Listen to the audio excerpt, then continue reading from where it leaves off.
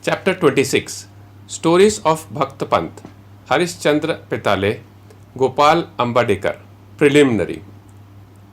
All the things that we see in the universe are nothing but a play of Maya, the creative power of the Lord. These things do not really exist. What really exists is the Absolute.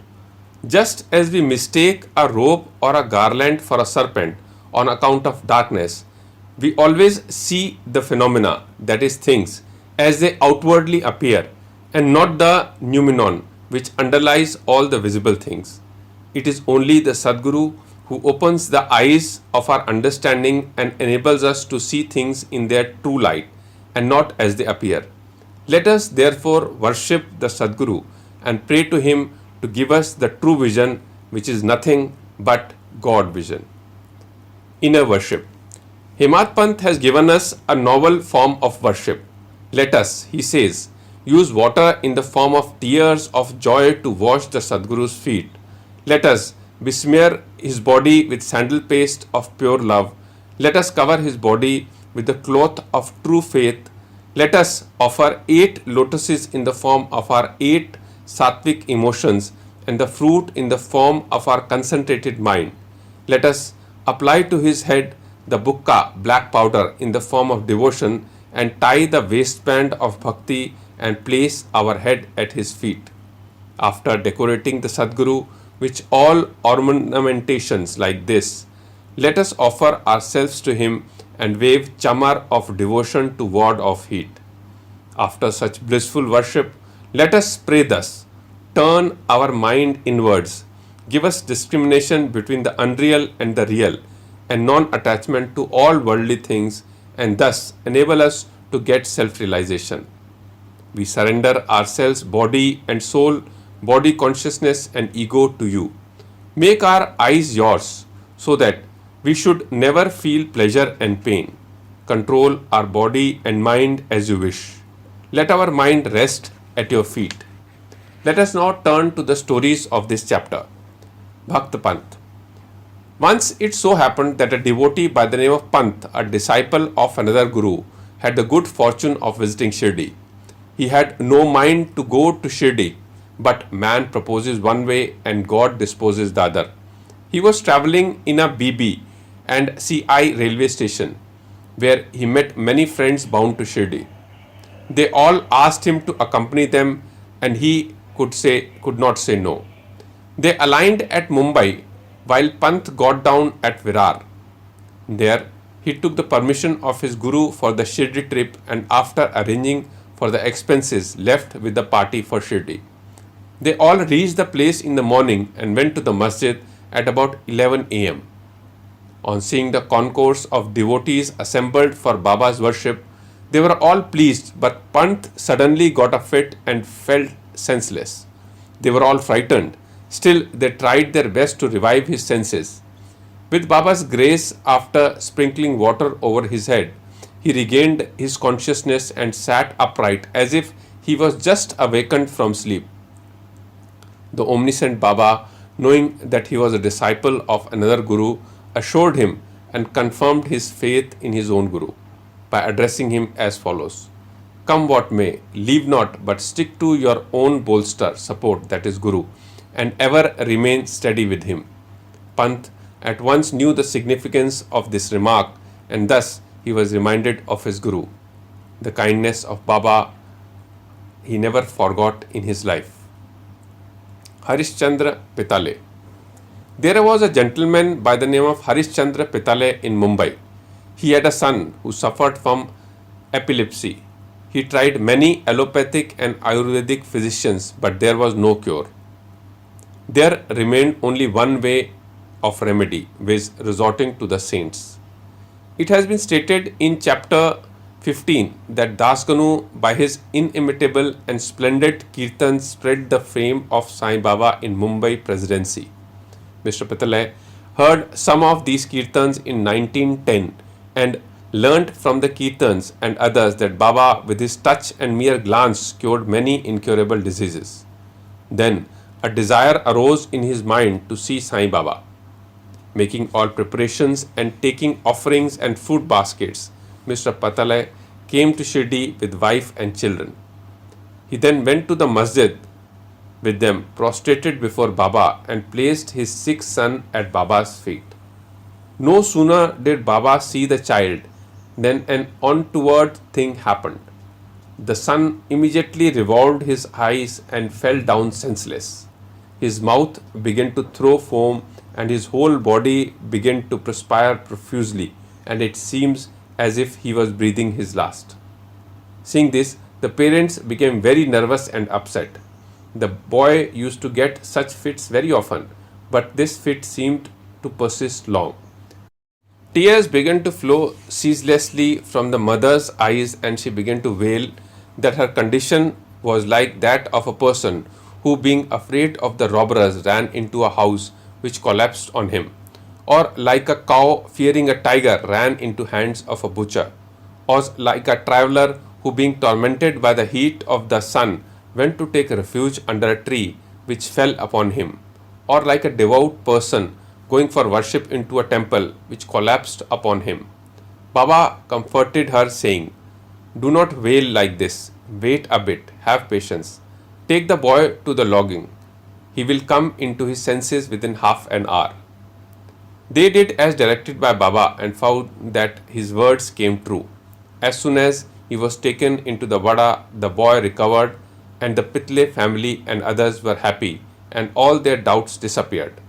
Then Mr. Pitale went with his wife to see Baba and prostrated himself before him very humbly and respectfully, and sat shampooing his legs and mentally thanking Baba for his kind help. Baba then smilingly said, "Have not all your thoughts, doubt and apprehensions calmed down now? Hari, Lord will protect him who has got faith and patience."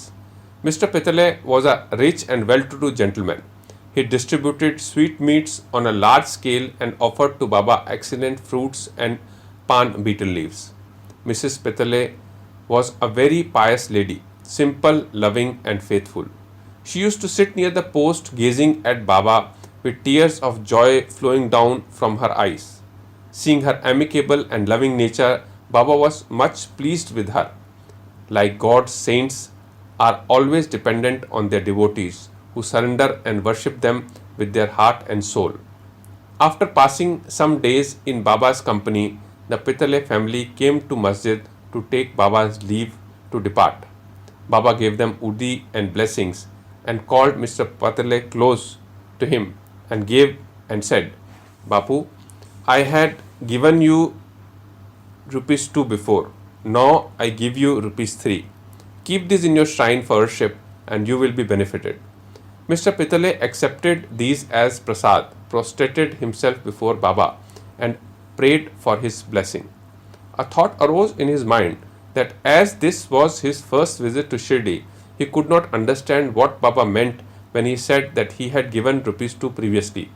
He was curious to have this mystery solved, but Baba kept silent. When Mr. Pitale returned to Mumbai, he narrated to his old mother all that has happened to Shirdi and the mystery about Baba's giving him ₹2 earlier.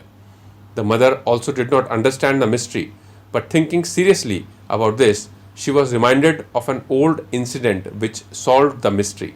She said to her son, "As you now went to Sai Baba with your son, so had your father done when he took you to Akkalkot for the darshan of the Maharaj there many years ago.